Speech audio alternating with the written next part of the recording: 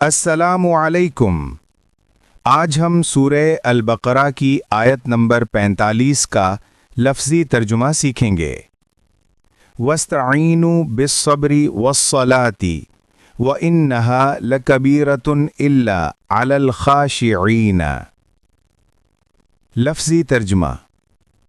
वस्तईनु का मतलब है और मदद हासिल करो।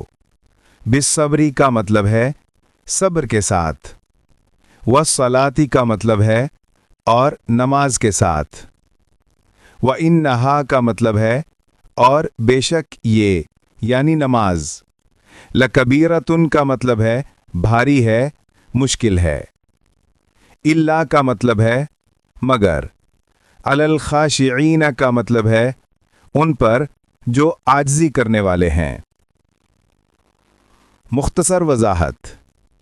अल्लाह ताला बनी इसराइल को और बिलउमूम सब मोमिनीन को हुक्म दे रहा है कि मुश्किलात, परेशानियों और दीन पर कायम रहने के लिए सब्र और नमाज को ज़रिया बनाओ।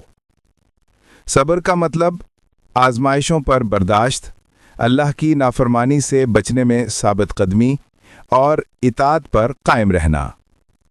नमाज अल्लाह से ताल्लुक़, सकून, रहनुमाई और मदद का सबसे बड़ा ज़रिया। इस आयत में ये हकीकत बयान की गई है कि नमाज बहुत भारी है, यानी मुसलसल अदा करना और उसके हुकूक पूरे करना आसान काम नहीं, सिवाय उन लोगों के जो खुशू वाले हैं।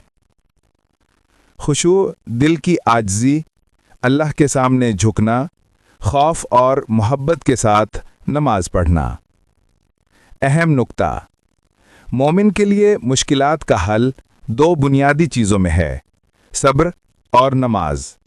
जो लोग अल्लाह से दिल लगाकर नमाज पढ़ते हैं उनके लिए ये अमल आसान हो जाता है, वरना आम लोगों पर यह बोझ मालूम होता है।